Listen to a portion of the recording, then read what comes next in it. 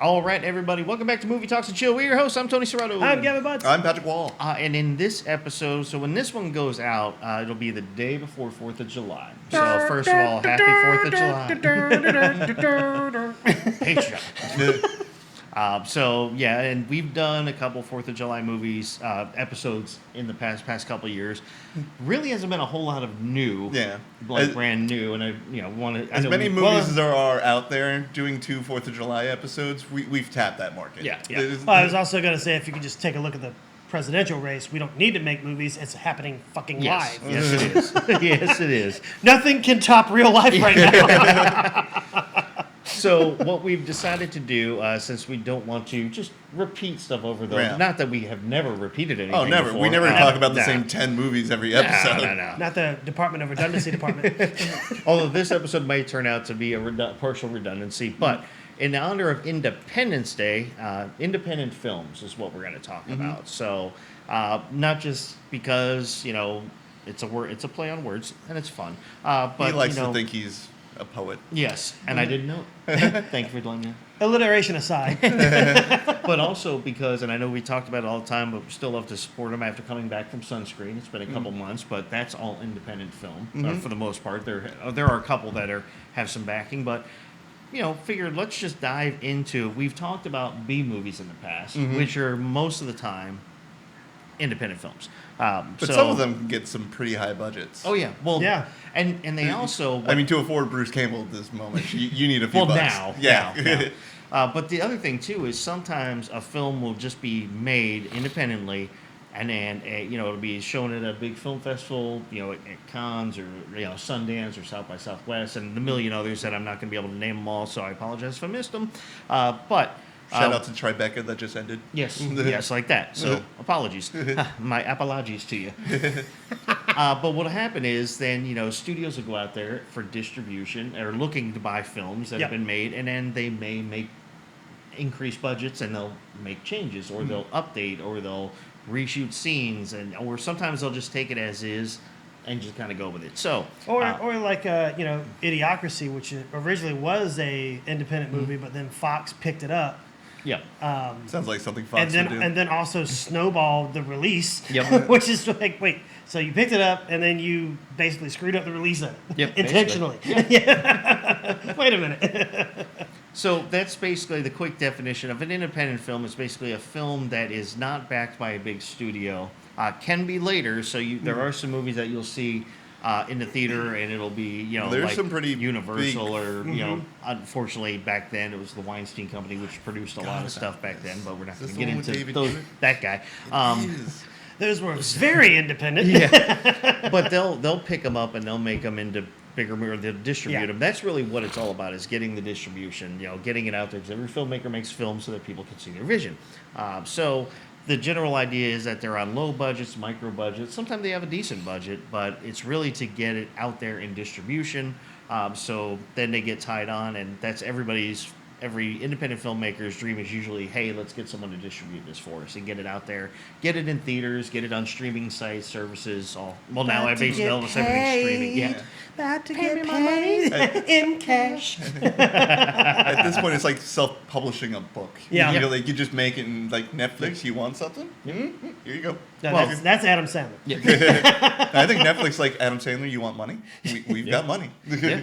We got money. We want you to have it. Right? Yeah, right. I like money. I have some in my, what do you say? I like to on the top of the fridge. Yeah, right. I'd like to make more of it. So that's independent film. So, an example, I know you're going to love that I'm bringing this up, but because you mentioned the movie first, offline, Clerks.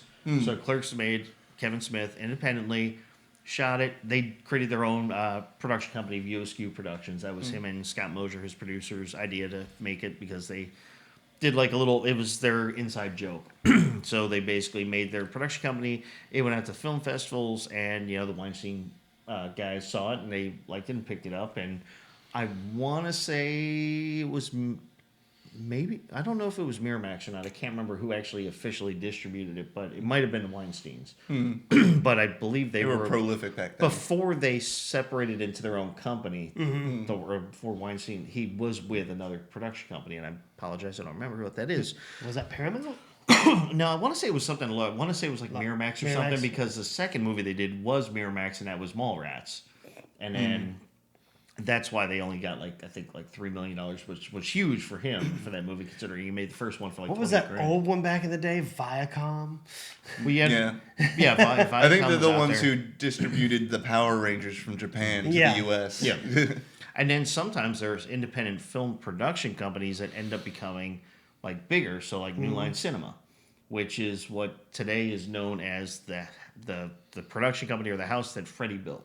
Because Nightmare on Elm Street, I believe, was one of the first Oh, yeah, films that's right. that they produced or they distributed, and then that became like a huge franchise. Even though I don't like talking about it. And then we got a recent one that's was it Bad Robot or something like that? Yep, That's- Bad Yeah, Robot that's Pictures. J.J. Abrams. Yeah, Yep. that's Yeah, so you take them and then, well, it's not a company anymore, or we still use the name, but used to be, it was smaller, but it was Spielberg's Amblin, if you remember Amblin. I mean, okay. production companies change over time, Yeah. but, you know.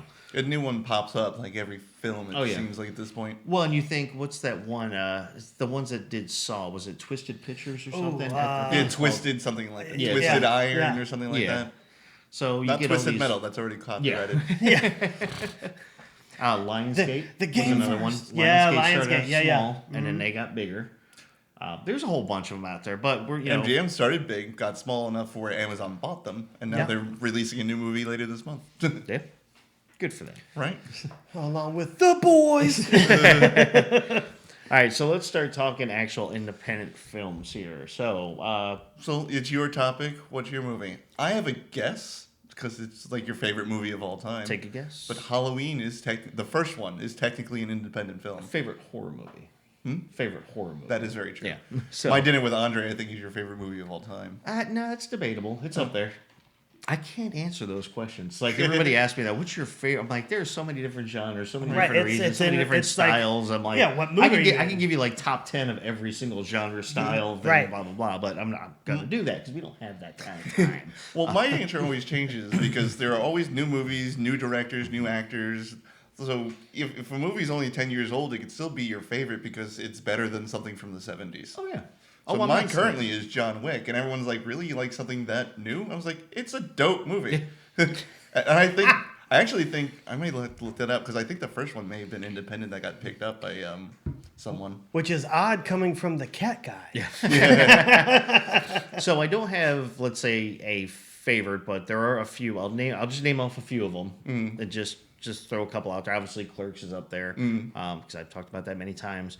Almost anything Richard Linklater does, and same thing Kevin Smith. Almost anything either one of those does. David Lynch does a lot of indie David stuff. Lynch does a lot, but you know, and Tarantino, Robert Rodriguez, all the indie guys. Like you know, obviously Pulp Fiction was an independent film. Was it? Yeah. I know Reservoir Dogs was. I didn't know Yeah. Pulp Oh, yeah, Fiction Pulp was. Fiction was still an indie film. Damn, that was that high It budget. got picked up, Yeah. but it was an independent film. But I was telling you guys one offline called Hard Candy, and that was with now Elliot Page. It was Ellen Page when she I don't know how to say this stuff anymore. But when Ellen Page was Ellen Page as the female version of that person, she did this movie, and it was Patrick Wilson was in it, and she's basically she meets this guy who's like she's a teenager. I think she's like 15 or 16 or something like that. And he's in his like 30s or whatever. I think around 30s, maybe 40s, but I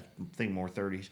But he meets her online, and she's like all into him, and he's talking to her about music and stuff like that, and that he's a photographer. And so she meets him, and he invites her over. They meet at a coffee place, and then they end up going back to his place because she's basically at the end of the day, she's pretending. This movie came out in 2005, so I'm not really spoiling much. Yeah. Basically, at the end of the day, is she knows who he is, and he's basically a predator. And he gets these younger girls, takes photos of them, this and that. And there's one girl, I can't remember if she knew her or if she just knew of her, that was killed by him. And so the whole story is she's going back to his place. She's pretending like she's all like into him and stuff like that. And really, her whole plan is to make him confess to this whole thing and torture him and make him suffer. So she drugs his drink, and he wakes up, and she puts him through the ringer, and he keeps denying up and down.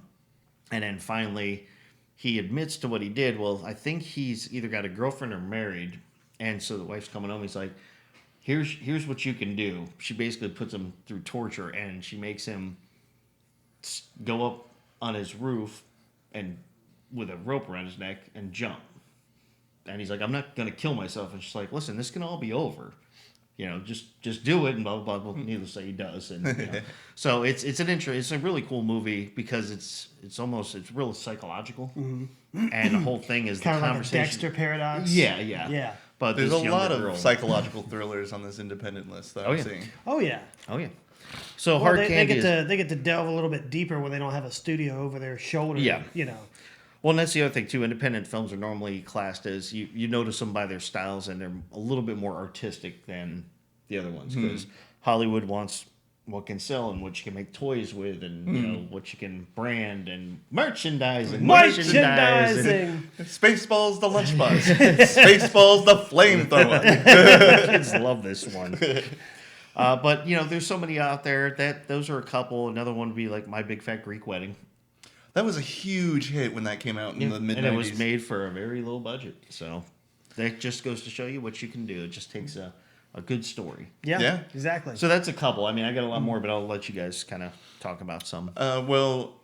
We've already talked about this movie in depth, so I just want to give a quick shout out to the movie Hanky Panky that is on Tubi and Amazon. If you haven't watched it, please do. And if you don't know what the hell I'm talking about, go listen to our episode where we did an interview with the director. It's not the act. It's the movie Hanky Panky. Yes. So be careful while searching the internet. Turn on Safe Search for this one. I did a quick Google, and the first John Wick that was picked up by a major company was an independent film when the producer bought the rights to it. Okay. So I've talked about that movie 300,000 times on this podcast. We're going to blow past that one. But outside of John Wick, I wasn't really sure what made an independent film. Was it just a low budget? Was it no distribution or something like that? But after hearing yours, one movie that is on this list and I think fits it aptly is a movie called Cube. Okay. Starring David Hewitt. Okay. You ever heard of it? Mm-hmm. Okay. Gavin, have you? I am not. Tell us more. It's a Tell me psychological more. it's a psychological thriller movie where 6 people get put into effectively a giant cube, but inside the cube are smaller cubes that you have to keep going from room to room to try and figure out how to escape. Okay. And the more the movie goes on, the more you learn about the people who are trapped in there. David Hewitt plays one of the engineers who helped design this thing, and I guess they're tying up loose ends because they threw him in there with everyone else. One of the girls, she seems kind of dumb, but towards the end of the movie, I guess they were running out of how the fuck do we fix this? She turns out to be a genius level mathematician and figures out how to get through all the cubes to get to the exit. One of them is Hypotenuse it. yeah. One of the other guys is a cop, and he starts off the movie trying to get everyone out. We need to stay safe, stay hydrated, and figure out what the hell's going on. But by the end of the movie, he loses his goddamn mind. So a full psychotic break. He splits off from the group and he starts killing people. And so the way the cube works is the exit's only an exit for about 10 minutes every 24 hours. So they have to find their way to that door. So David Hewitt, the mathematician girl, are fighting the cop to try and get out of there. The girl gets out. The cop is right behind her in this little bridge tunnel thing between the giant cube and the exit.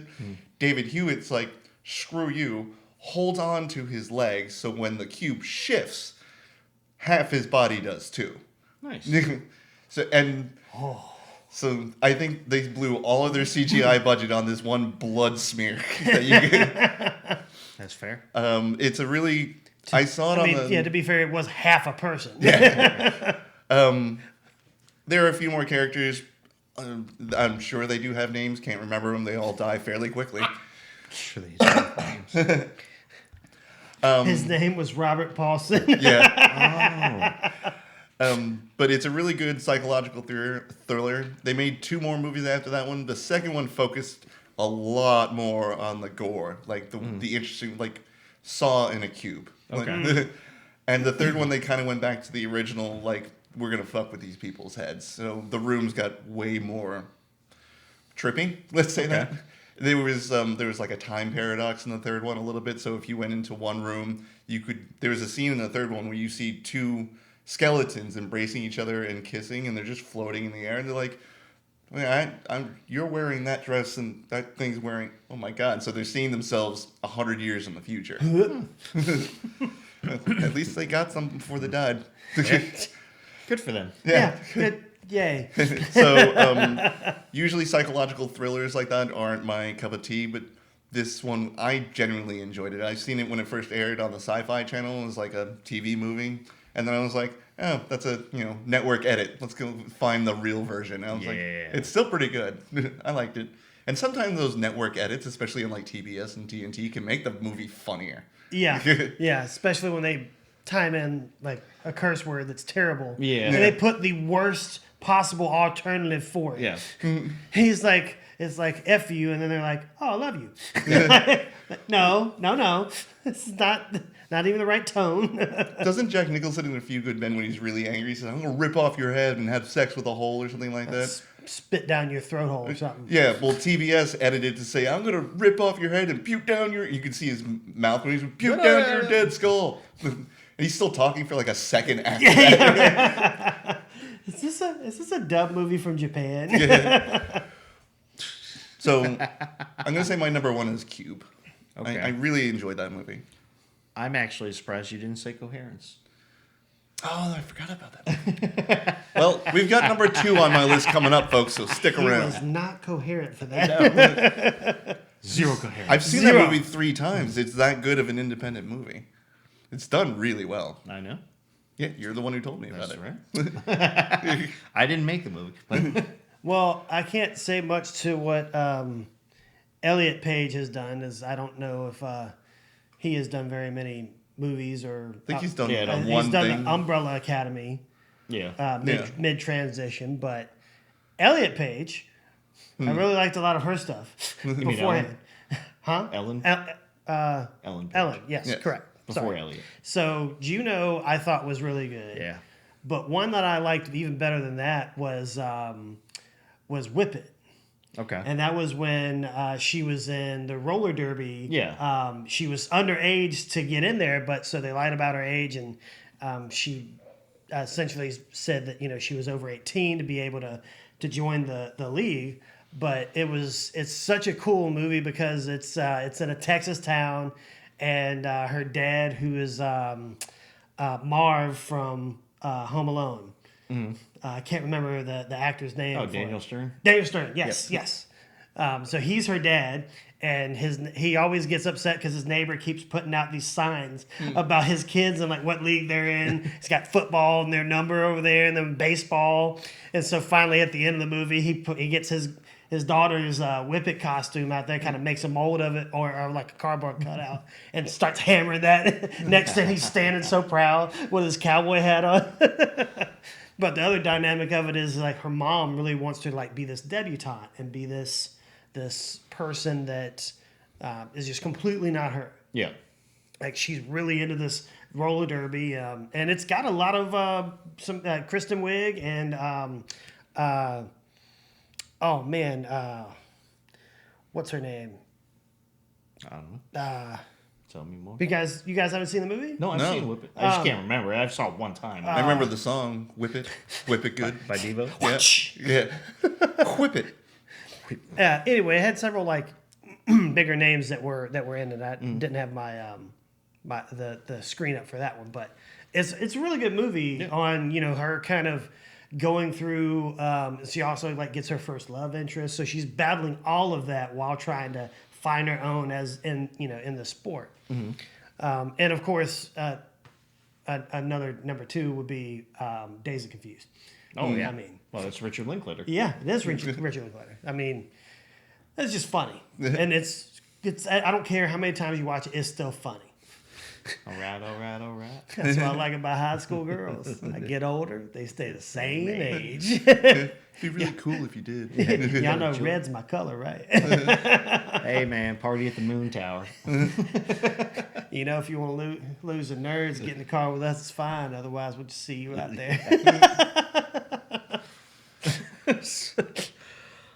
So So some of the most there have been huge successes in independent film, like that were made for very little money and made a whole lot.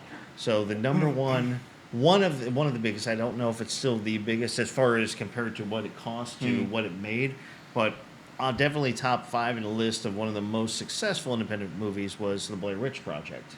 Yes, that was made on a budget of $200. Yes. It was like 15 grand or something like that, or 15 or 18,000. It doesn't even look like they spent over $1,000. Probably just on the cameras. 'Cause Yeah. At the time, even handy Well, cams yeah. were a little expensive. I mean, Yeah, they were that's like true. a couple grand a piece. So, but I mean, Yeah, but they were made- looking like just regular like home movie cams for like families. Yeah, but they were still not cheap, even back then. But I think so I think that one, but it ended up making like hundreds and hundreds of millions of Yeah. dollars. But the And one, they got a really shitty sequel. yes, and then they made a third one. There was a third one? Yeah. Oh god. Yeah. Yeah. So we're not going to talk about that. Yeah, I can't. And I'm happy about that. But the first one though came out, but the two things about that were key. Because I was just speaking to someone about this about a month or so ago. They were asking me about independent film, and I brought up that they thought they were going to quiz me. Do you know what one of the most highest grossing independent? And I said Blair Witch Project. And I said there's a reason why though. So it had a few things in the formula. Number one, it was one of the first Handycam type Yep. movies to Yeah. be done. It's a pioneer. It was that was the first movie to get a lot of people nauseated in the Yeah. in the theater. And So- then Cloverfield came out, and then the apartment building one. I can't remember what that was called. You're talking about Paranormal Activity. No, the one where like a news reporter goes into an apartment building that's been sealed off. Oh, yeah, yeah, and yeah. they get it's like rabies that they No, get. I think there's a monster just killing everyone Yeah. or something like that. But it's I all know shot what you're talking with like a about. handy cam, but with like night vision mode. Yeah. Yeah. Yeah, that's So- the one. Like one of the tenants gets like a form of rabies, Oh, okay. Yeah. So and they they, become the start monster. like passing it on. Yeah. To like everyone starts getting infected. It's almost like zombies. Yeah, Yeah, yeah. but I can't remember what it's called at the moment. I remember the trailer scared the shit out of me, Yeah. so I didn't go see it. Probably like Apartment 592. Yeah. But what they did was, besides being a pioneer and starting something that really hadn't been done before, number two, they were doing media about it way before the movie even came out because they Oh, yeah. played it off as if they were really missing or got killed.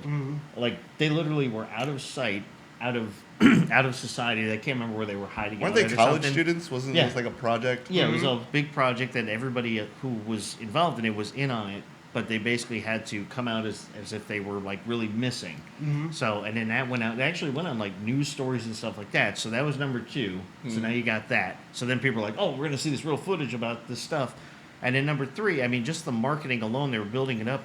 It marketed so largely that the Sci-Fi Channel actually did a whole documentary before the movie even came out Oh damn. about the Blair Witch, and they took some of the piece footage from the movie. They let them do that because I guess Sci-Fi Channel paid them or whatnot. I don't know the whole story behind it, but they were taking some small clips from the movies that was basically in the trailer, and they made a documentary about it. It's called like the Curse of the Blair Witch or something. I remember that because everyone was Isn't that watching. the it 'cause- title of the second movie?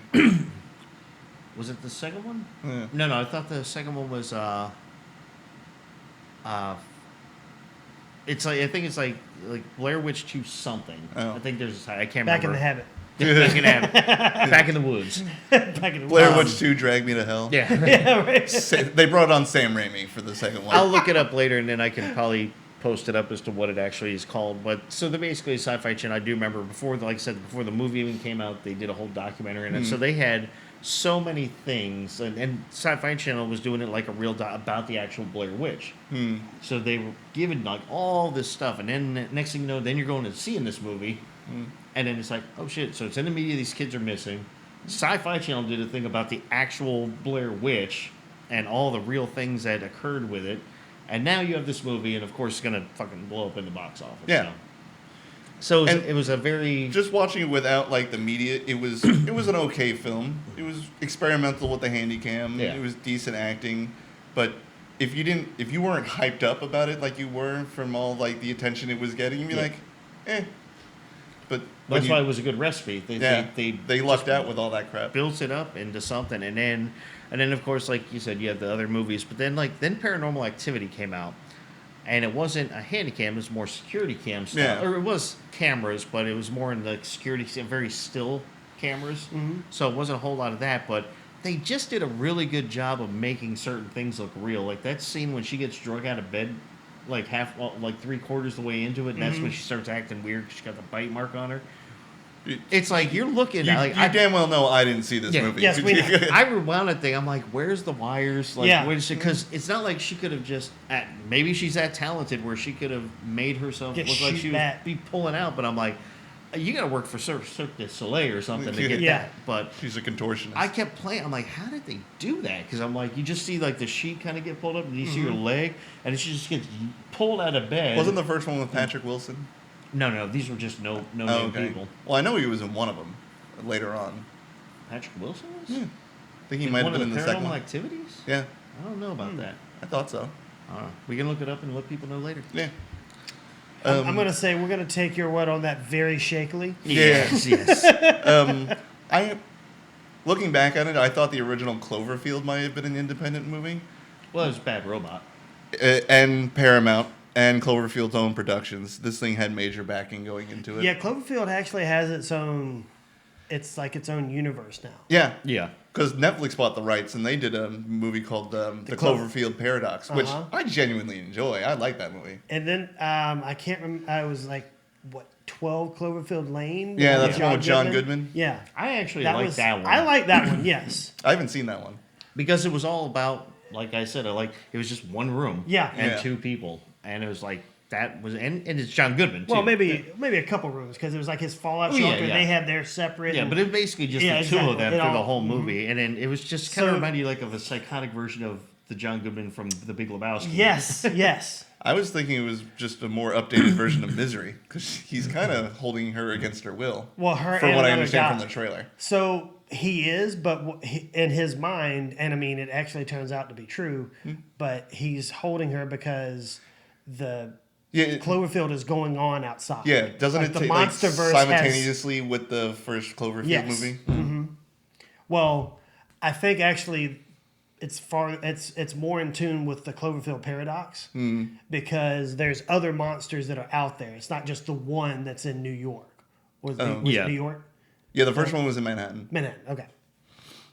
Yeah, because the Cloverfield paradox is like when they time slip, they come back and like the whole planet is like Yeah, getting you see a bombarded. giant Godzilla that's Right. taller than Godzilla, like Yeah. reaching above the clouds, and they're like, "Oh wow, we fucked up." Turn this thing off. Turn this thing off. Can we go back to the time when my chief engineer was stuck in the wall? That was a lot better than what's going on right now. Yeah, right. Well, I just want to touch base on a quick one Okay. that I didn't even realize was an independent movie when it came out, but The Terminator. Okay. That was like James Cameron, his like first big go that went wildly, successful. Yeah, Now T2 was the more successful out of, but I mean, Yeah, but- the Terminator launched the series. yeah, but when the Terminator got so big, they threw money at Cameron Yeah, exactly. to make another They one. were Like, do it okay, again. okay, yeah, and he, He's like, okay. Terminator 2 made more right. money, but it also It was a better he film. humanized. I said it, and I'm not sorry about it. He humanized the Terminator a little bit better, and then he had to. And I hate that. We always get the shitty Terminator to come help us. Yeah. Get like the old model. Yeah, right. Why do we always get You the? either get the older model or a fucking human. Yeah, right. Yeah. We're sitting back here running off Windows 7, and here comes 10. Yeah. And this one isn't buggy or have viruses. This one actually fucking works. I thought you were going to say Windows Vista. Oh, No, that's Schwarzenegger's Terminator. Yeah. yeah, When he's going up against the T-1000. He's Vista. yeah. That is Vista. That's Vista. Yeah, we couldn't get any liquid metal on our side.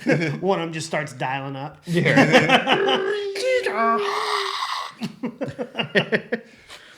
It goes down because someone gets a phone call. Well, another one that was really odd, or a lot of people found it very, very odd, myself included, was Donnie Darko. Yeah. That movie freaked me out. I think I saw it a little too young. Well, it's that rabbit. Yeah, that creepy ass thing. When did it come out? 2001? 2001. I was 15. So yeah, I was a little bit too young to watch that. That Yeah. movie scared the shit out of me. That rabbit, man. Oh god. What was the thing it kept saying? It was like counting down. But I can't remember how it was counting down. It's like 3 days to something, or it was like throughout the movie, like each day he would. Was it like to I thought it was like to midnight, but they were using midnight as like the ground zero or I can't something? remember it, but I just remember like throughout the movie, it'd be like 3 days to this or something to this. But anyway, that's a quick side note. Yeah. that The second to coming. get into. Well- yeah, right. I remember watching this movie, but I don't remember it all. But I remember this movie being one of the weirdest fucking movies I've ever seen. Being John Malkovich. Oh yeah. Oh yeah. That if you haven't seen it, it's an aptly named movie. There's a guy who gets a job at an office, but he works on the 9.5 floor. So he has to stop the elevator, and then he has to like crouch down to his office, and he sits there, and he in the corner just finds a little door. Yeah, but then the whole office like half the size. Yeah. and everything. So he's like crouch walking the entire time. Yeah. Like I hope he bought knee pads or something. Which But was John Cusack, by the way. that was John Cusack, that's right. But he finds a little door in the corner of his office, and he just pokes his head in there, and then he realizes he's looking through the eyes of John Malkovich. And then it's just about him and his boss get addicted to just watching John Malkovich. And then John Malkovich figures out that they're in there. He doesn't know how. He doesn't like it. And I cannot remember the ending. I think he goes looking for him.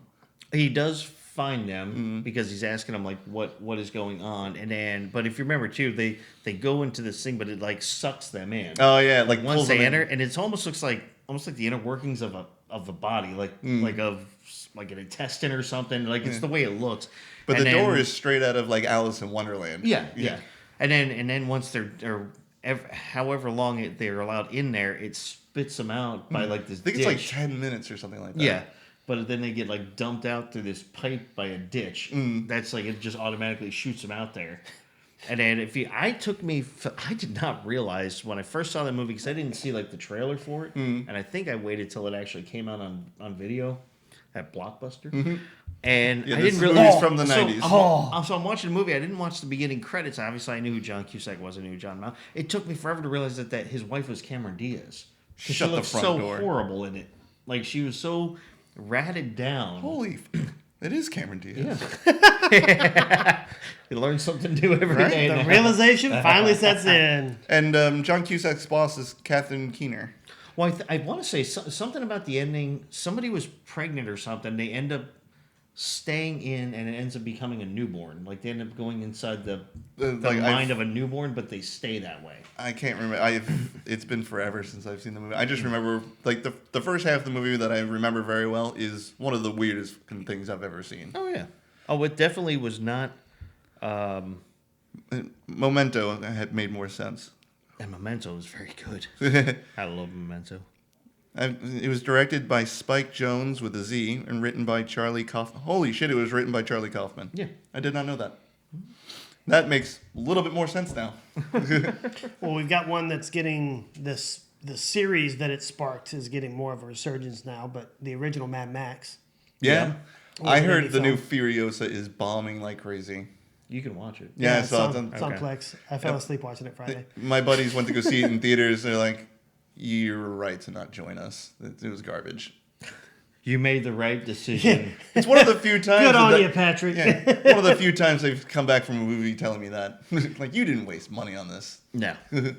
Well, another one too that is it can be very odd. Nothing like the oddness of being John Malkovich, but Nothing can top that. But Requiem for a Dream. Oh my God. I've never seen the movie, but now that you've said the movie, the theme song is now playing Yeah. in my head. That song blew up almost instantly. Yeah. Well, The scene I cannot handle in that movie is the one with the heroin addicts and the one dude he got all infected or whatever his arm, and you actually see like what his the arm shit, looks yeah. like, and I'm like, I can't watch that movie or that scene. I'm like, turn off. It was Marlon Wayans, wasn't it? Was his friend? I think so. He was the friend of him. They were both heroin addicts, but yeah, he's taking him to the hospital, and he looks over at his arm, and it's I can't even talk about it. It's horrible. And he had this mother who was like on all those medications, and then thought she was on that game show or wanted to get on that game show Yeah. thing, and it's like it was creepy. It's definitely a very artistically done. It's interesting. It's very cool, but just that one scene I can't handle. Why you being so creepy? So one of the new Godzilla movies, the one that came out from Japan, Godzilla -1. Fun fact: did you know that was made for only $15 million? I did not know that. And that's a shoestring budget, right? I mean, for a studio type movie, yeah. But I don't know if this was made by the Godzilla company, the people who've done all the movies since like the 40s, or if this was just someone who like, yeah, go ahead, take a swing at Godzilla. Yeah. So if you haven't seen it, it's a lot better than the American versions, in my opinion. But I don't know if I would classify it as independent. I want to because I want to spend a few minutes talking about how awesome that movie is. Is that the one where you could see it like growing from a little baby thing? It almost looks like a worm. Yeah, so spoilers. This movie came out last year, but that is the ending. So when they blow up Godzilla, it kind of like the continuity era from the 50s about why Godzilla keeps coming back is because he can never be fully destroyed. As long as there's a part of him, you could start bubbling back up to Godzilla. Yeah. It may take a few years. Regenerative. Yeah. Well, there's a couple of scenes like where Godzilla is chasing the boat because this happens right after World War II. There are boats out there with lines in between them cutting mines that Japan and U.S. put in the oceans. So Godzilla finds the boat that the main character's on and just starts like chasing after him. So he throws basically an explosive barrel and it gets caught in his teeth and they shoot it and it explodes. You can see like half of his face gone. You're like, damn, that's one way to kill Godzilla. And then you just see it like bubbling and writhing and he's like, all right. But then a warship like comes up and blasts him in the head and he's like, and then you see the new atomic breath weapon. So usually that's just a beam that just like a laser beam. Yeah. This one is more of it goes out and then explodes. Yeah, this right? one is a tactical nuclear device atomic breath weapon. The moment it impacts something, there is a megaton explosion, like bigger than the ones that we hit Japan with. Like, damn. And it's probably... Damn! Yeah. When he uses that thing, it is awesome and devastating. That movie in general, like my favorite Godzilla movie is Godzilla Final Wars. If you haven't seen that one is dope as hell. But this is very close second. It may be even tied for first. Godzilla -1, check it out. But it was very low budget and still very well done. So what's up with the -1? It's like it's a prequel. They got rid of the studio. They didn't want to say say 0 or the prequel or something like that. So they just said -1. Godzilla -1. That's still -1. Godzilla squared. And quick shout out, Gross Point Blank is considered an independent film. Is it really? Yes. It's on my list. Yeah. It's on mine too. What a great movie. Yeah, I just recently watched that one. Popcorn. A little cilantro for the liver, onions for the blood. Here, want some of this? You got the shakes. One that Delta was like some kind of Delta 947. For what? It's like Dan Aykroyd first sees John Cusack at the beginning. Okay. He gets like he's talking about whatever meds that he's on. He's like, I'm on this right here. It Oh, does yeah. a little bit less. Oh, when they're in the diner. Yeah. He's like, I don't do that stuff. He's like, I don't say it. there's He's a like, I whole- don't do it. I ingest it on orders from my neurophysiologist. yeah. I don't do it. No wonder you got the shakes. There's a whole production company that's determined to make nothing but be independent movies. I'm surprised you didn't bring them up. The Asylum. No, Trauma Team. Oh, Trauma. Yeah. Well, they're more considered like. I mean, they're independent, but they actually now have their own distribution. Yeah, I bet because they got really popular. They actually have a video game coming out and a new movie with Is this the new Swamp Thing? I don't remember, but I know what's his name, Tyrion Lannister. Tyrion. Tyrion Lannister. You know what I'm talking about? God damn Yeah. it. But he's going to be in the new Toxic Avenger movie. Well, that already was made. Oh. It was done. Has it been You released can't yet? find it yet. No, it's only been released on certain screens or a couple film festivals. Because I've been trying to find it. I think they said the only place you can find it, you have to buy a subscription to it. Is Trauma has its own channel, Oh, streaming channel, cool. Trauma TV, I think it's called. But I think they said right now that's the only place you can find it. But it's also a paid subscription thing, and I'm like, I don't want to get into all that right now. free trial, man.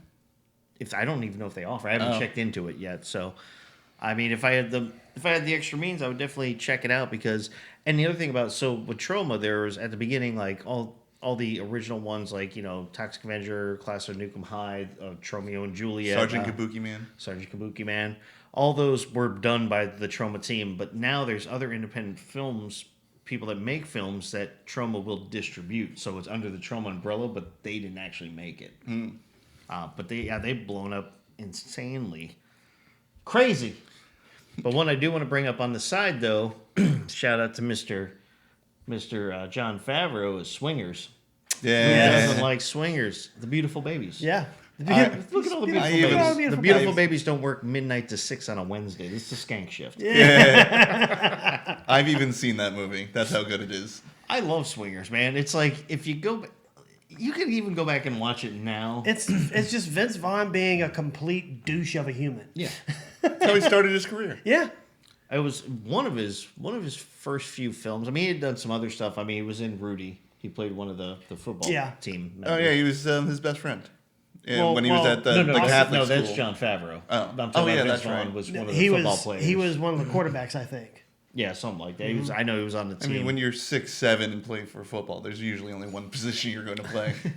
Look at Big Ben. Well, he was the one giving him shit because, Rudy would always, it was like the last practice of the season before he goes into a senior year. He's like, why do you keep coming out here and doing all this blah, blah, blah? And he like treats him like ass. And he says, well, he's like, I don't know, I'm doing this. He said, why don't you quit? He's like, if I do, my dad will give up a scholarship. I'm a legacy. I got to be here. Yeah. It's like, oh, dang. Sorry. Oops. Well, I didn't know that, so I'm sorry. I changed my address. I changed my number. I like how at the end he's just so drunk he just flicks a cigarette at her. So there is one on here that I have not seen. Okay. But I just love the title, and I want to find out where we can see it. It's done in 1971. Sweetback's Bad Ass Song. Wait, say And that it's one more time? A like 17 S's. Sweetback's. Sweetback's Badass Song. But Badass has, what is it, 6 S's? And I love that in between the two, it's right in betwing Slacker and Clerks. Yeah. Right. It's like, Right wait a between minute. Linklater and Wait a minute. Smith. This I don't know about this one. So I'm gonna have to do that'll be my homework. I gotta find that and You probably find it on Tubi or something. I Right. can almost guarantee that. then Drugstore Cowboy. Oh, yeah. What was 1989? Yeah. Never heard of that one. Never heard of Drugstore Cowboy? Mm-mm. Well, you should. You should hear about it. Well, I guess I'm gonna find out. Yeah. Well, I haven't seen that, so I'm sorry. Well, I didn't know that. I'm just going through because some of these are so popular, people already know them. But like the original Texas Chainsaw Massacre Yes. was that. So basically, a lot of horror movies start out because Yeah. back then horror really wasn't like if you go like the 20s through the 60s, horror was more like your Universal Monsters type things. Yeah. Not so much outside supernatural because there's like Dracula. I was gonna say most of them were like Creature Dracula, from the Black Frankenstein. Lagoon, Frankenstein, the Mummy, the werewolf or Wolfman. But then they got into like your movies in the 70s, which is really, in my opinion, that's more when horror became more of an actual genre as horror, because I think all the other ones are more still considered like science fiction. But you had, in the 70s, you had The Exorcist come out. Yeah.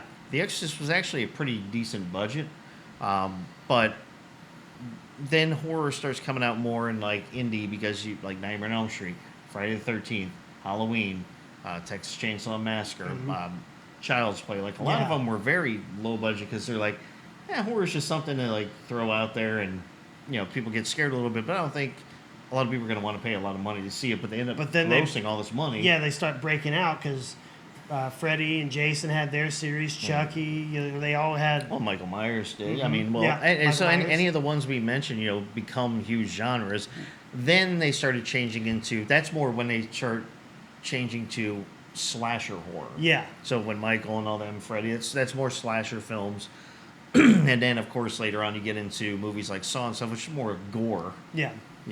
Horror gore. Which I'd say Texas Chainsaw Massacre is more of a gore movie. Yeah. Yeah, definitely. Yeah, you got The Hills Have Eyes. Yeah. The Hills Have Eyes 2. which were both remakes. Yep. From like I think the I originals think they were in were the 70s. Yeah. And one guy looked like in the original one, the one biker guy kind of looked like the one biker mutant guy that was in Weird Science. Remember at the end Oh, of it when yeah, they had yeah. the bald headed one? He's like, Would the original Weird Science be a independent film? Well, John Hughes, I don't know. That's a great Maybe. question. It could possibly because they were lower budgets. Oh, all right. Then let me ask you one quick question before. In 1990 or 91, would a $3 million budget be considered low budget, Ooh, I don't know. even in the 90s? Yeah, Okay. I'd say so. Because even then, I mean, companies were putting out. So let's say the '90s, you have movies like Jurassic- Terminator 2 Yeah. or something, RoboCop. Yeah. Those type movies. Those were very large budgets. Jurassic Park. Well, yeah, that's an insane budget. Yeah. I mean, Yeah. That was unheard of at the time, and Well, it came out I mean, in '94. I it think. also still stands up. Yeah. Oh yeah, 100%. That Yeah. theme, John Williams, the beautiful bastard. That song will outlive the sun. Well, I'm sorry. Please continue No, your conversation. I was just gonna say it's basically I would say anything under like 10 or 5 million. I don't. There are defined lines like you can look up and say what is considered a large budget, mid budget, small budget, low budget, no budget, micro budget. So there are amounts, but I don't know what each one of them is. But I would say yes, $3 million should probably still be considered low money. Gotcha. So then I have a movie that I would like to talk about. I see what it is. Yes. Have you ever seen this movie? I have. Okay. Well, good, because I've been trying to watch this movie for a month now. Everything says, oh, you can buy it on Amazon. When you click the little Amazon button, it says it's not available in your country. Or ever, apparently. Okay. So the only thing I can find is on Amazon they sell a DVD copy, a Blu-ray, Yeah. for $45. What? This movie is unbelievably rare, apparently. You cannot find it. If I had a VPN and changed it to Japan, probably find it in an instant. Probably on their Netflix. But this was a movie that was collaborated between the U.S. and Japan because Japanese body horror is their own thing. Like, they're the ones who created and perfected it. And America's like, we want that. Please come do a movie for us. So they took a manga that was out there. It was based on the manga Bio Booster Armor Guyver. Now they just call it, the movie is just called The Guyver. Mm-hmm. And the movie, the main actor, the lead character, is Jack Armstrong. I think this was his first film, probably his last film. But if you Wait, look he wasn't in the second one? No, David Hayter took over for Jack Armstrong in the second okay. one. You know, Guyver part two. yeah. I actually like the second one better than I did the first one. Well, the first one is just grosser. Oh, it's raunchy. yeah, It's not in a it's- good way either. Yeah, it's just more gore than it's body horror. yeah. But if you look at all the promotional material for this movie, it doesn't say starring Jack Armstrong. It says starring Mark Hamill, and he's in like a third of the movie. If that, yeah. He just has the biggest name attached to this film. Right. Yeah. If you haven't seen it, He doesn't say I'm not your father. yeah. If you haven't seen it, Jack Armstrong plays a character called Sean Baker. He finds an alien device after getting his ass kicked, and then when he holds it up, it basically it's Mutilates his damn body. yeah, so it attaches to himself and he becomes like real like alien awesome armor, but it's inside of him. There's no better way Yeah, to like say in this. beds, kind of like the Like in- Neo. Yeah, two like vampire wounds in his neck. Yeah. Yeah. And then when he says Guyver, all this armor pops out and goes onto him, and then like his elbows have like long knives, and he knows kung fu instantly. It's a really cool like the I know kung fu. even the body horror in this movie can be gross, especially like the last scene where they're trying to make humans into these alien monsters. Yeah. And they inject one of the scientists with it, and you could just see him turning into this 13-foot long slug with arms, mandibles, and like an eye coming out of his mouth. It is disgusting. It's nasty. But I still want to watch the shit out of this movie. I haven't. I need to see it. I've been trying to track it down. Like, I heard a rumor that it may be on Crunchyroll, so I texted my friend, hey, can you search that for me? Why don't you go to Winn-Dixie and see if it's in their $10 bin? Oh, the bin? of the Or Walmart. of the What about Oh yeah, Walmart? Walmart too. If They got the if there $5 was bins. even a chance that movie would be in that, I haven't been to a Walmart in a decade. I would be there today. Well, there's one right up the street. Here we go. I mean, I Going don't to know. the dark web. He's gonna go down a rabbit hole. He's gonna like get mixed up with the wrong crowd online. If they had like the You're gonna end up in downtown in some Yeah, seedy back yeah, right. alley. Well, what's really weird is I can find Guyver 2 The Dark Hero everywhere. Like, if I wanted to watch that today, $2 to YouTube or whatever. Right. I'm watching it this afternoon. But the first one is impossible to find. You can't find it. I've been trying for a month, and I Not don't gonna know do why. it. I'm not gonna do it. I think I'm just gonna have to tweet at Mark Hamill and see if he can mail me a copy that he has. You know damn well. You know damn well he ain't got that copy. So It's, I'm not gonna. it's locked away along with the Christmas special. So I'm not going to. Tony covered his mic, so I'm not going to repeat the question he asked. But to answer it, I did. There was one person seeding it out. The moment I clicked it, my antivirus lit up like a Christmas okay. tree. It's the Guyvers in there. Yeah. Yeah. Well, we'll see. Maybe we can make a Christmas miracle happen. I don't know why. What would you do if I could find that movie? I mean, technically, I can find it. I just don't want to pay $45 on Amazon What for a would you do if you Blu-ray. had to pay $45 for a Blu-ray? I would pay you $45. Wow, all right. Challenge accepted. Done. All right. You Oh, find look, the- it's in my bag. I have like 50 copies. I just bought made- them all. Do you really? No. Oh my God. Got my hopes up there for a minute. I don't know. It's been so long since I've looked through all those movies over there. You can go search Yeah, if you want. he probably burned it from one of the rentals he did at Blockbuster years ago. Oh, look, my computer, I had the dual DVD burner, Yep, so yep. I would place one in there and put it through my Exactly. software and just copy. Yeah. Nice. That was Okay. before they put the encryption software on there, so Yeah. you couldn't do that. If you have a disc There's copy ways of the around that, Guyver, sure. I will. Well, there are now, yeah. Yeah, there's a program that you can. If you have plug a into disc it. version of that movie, I will personally buy an external disc reader for my laptop, copy it onto my laptop, and let it loose into the world for everyone else to enjoy. Well, you can take a look. I don't know, but so- those things in cases are all movies. Those books are all movies. So in case there's any other studios watching this, just for purposes, we are not condoning piracy. That's Yeah. right. We are not. So I do want My actions are my actions alone and do not reflect those of Movie Talks and Shit.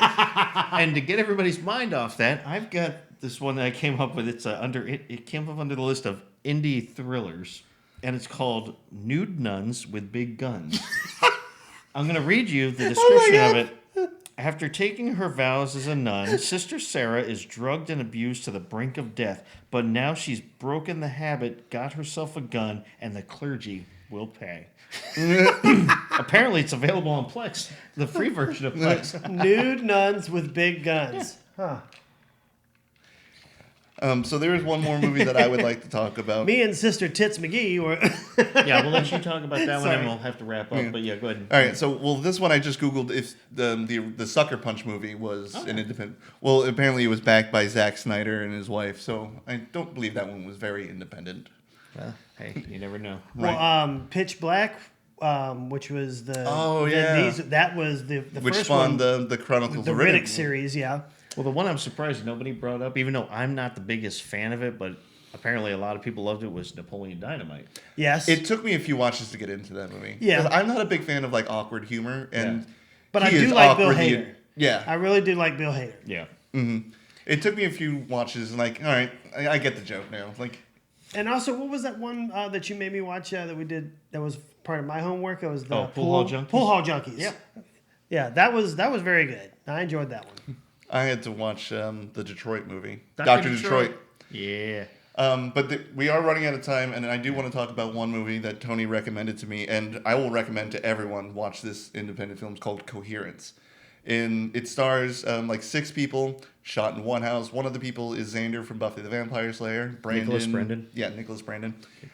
But basically, they're over at a house party, like an adult house party. They're drinking wine, chatting, having dinner. It's not like a kegger. But We don't do that here. Not hosting an intergalactic kegger. But they're sitting at the table having a good time, and they were like, "Oh yeah, there's this article about a meteor flying over the Earth today. Comet flying over the Earth today. It only happens once every 200 years or something like that." And then one of them goes outside. I can't remember why, but he walks down the street a little bit, and he notices. Well, I'll tell you why, real quick, just to let you know, because if I can't remember what electronics start going out and their Oh, yeah. phones start like breaking, but power goes out, and so they look outside. Now everything's out, but this one house. So they're gonna go And check out that house. Yeah, But they find out that house is another reality of their current house. So when I think it is Nicholas Brandon that walks out first and he goes over to see it, he comes back like a minute later and they're like, "Oh, so what was over there?" He's like, "What are you talking about? I didn't do anything." He's like, No. You were gonna go over to the house and see what was going on." And he's like, "Dude, I went outside to check something. I didn't go anywhere." And you find out that's the wrong. He's from a different reality, so that's the wrong Nicholas Brandon.